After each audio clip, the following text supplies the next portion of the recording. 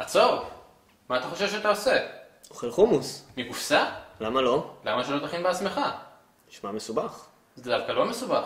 כל מה שאתה צריך זה כמה שלבים פשוטים, הבנה של החומוס, הבנה של הטחינה, ואתה בדרך לחומוס מושלם בבית שלך. נשמע מעניין. אז בוא תכין, ואני איתם. בוא! חומוס. הקטניה הקטנה והפשוטה הזאת מזינה את העולם כבר אלפי שנה. הזנים הראשונים בויתו באזור טורקיה לפני 7,500 שנה, ומשם הם התפרסו לאורך המזרח התיכון ועד להודו, שמייצרת כ-6 מיליון טונות של חומוס מדי שנה. חומוס הוא קטניה מאוד מזינה.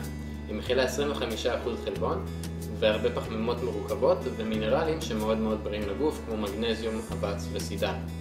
בארץ נפוצות שתי קטגוריות של זני חומוס.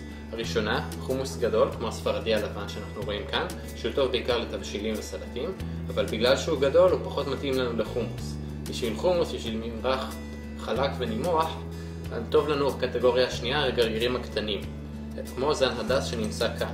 בגלל שהקליפה שלהם יותר דקה, אז במהלך הבישול ואחרי התחינה היא כולה נמסה, ובעצם אנחנו מקבלים חומוס כמו של מסעדות, משהו אותנטי. כמו כל קטניה, חשוב לברור את החומוס לפני שמתחילים לעבוד איתו. אוקיי? להיפטר מכל הגרגירים שהם פשוט לא נראים טוב ולא רוצים לאכול אותם. אחרי שבררנו את החומוס, חשוב רק לשטוף אותו קצת כדי להיפטר מכל מיני אבק ושאריות. עכשיו, השלב הבא בהכנת החומוס הוא השריית החומוס. למה אנחנו משרים את החומוס בכלל?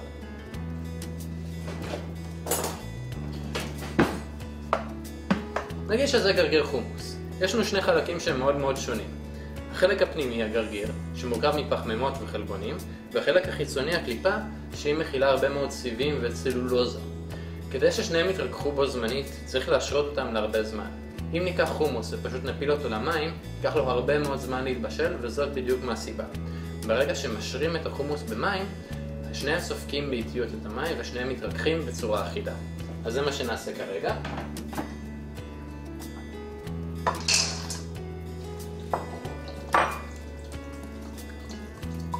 מכסים בהרבה מאוד מים. עכשיו אפשר להשרות את זה בחוץ או במקרר. אני אוהב להשרות את זה במקרר מכוסה בניילון מצמית. אחרי שהשרנו את החומוס במקרר לפחות 8 שעות וסיננו אותו ממי השריה, הגיע הזמן לבשל אותו. במקרה יש לנו פה חומוס שהושרה מראש. מה שאני הולך לעשות, אני מכסה אותו בהרבה מאוד מים ושם על חום גבוה ומוסיף חצי כפית של סודה לשתייה. למה סודה לשתייה? הסודה מורידה את רמת החומציות במים ועוזרת לרכך את הגרגיר על ידי זה שהיא מפרקת חלק מהפקטין שנמצא בו. זה בעצם החלק שהקשה בקליפה. אז מוסיפים את הסודה למים ונותנים לזה לרתוח. כשהחומוס מתחיל לרתוח רואים קצף שעולה לפני השטח. לכל מיני חלבונים ודברים שאנחנו לא באמת רוצים לאכול, אז פשוט נפטרים מזה. מבשלים את החומוס על ביעבוע עדין בערך שעה וקצת עד שהגרגירים רכים. עברה שעה והגיע הזמן לבדוק אם הגרגירים שלנו מוכנים. אז לוקחים כמה גרגירים ובודקים אם הם נמרחים בקלות על קרש חיתוך. אם זה ממש נהיה כמו פירה, אז סימן שהם מוכנים. דרך אחרת לבדוק היא פשוט לאכול אותם. אם מרגישים טיפה התנגדות, אם הם עדיין טיפה על דנטה, אז הם לא טובים. לחומוס טובים רק גרגירים רכים.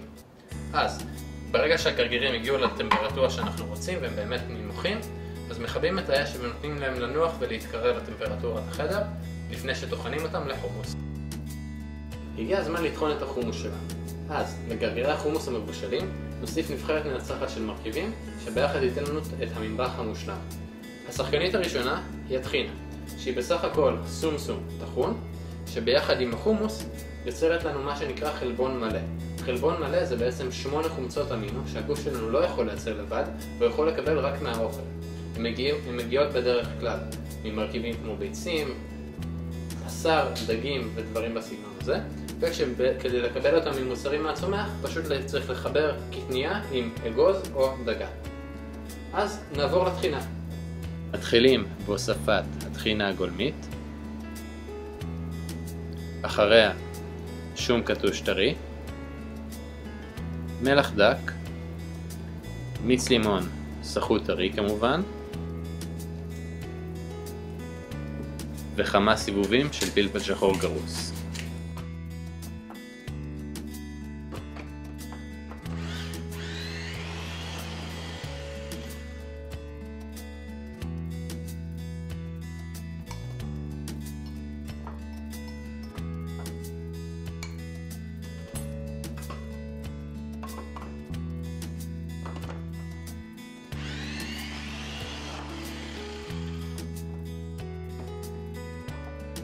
ובסוף מוסיפים קצת שמן זית, שעוזר להפוך את הממרח לממש חלק.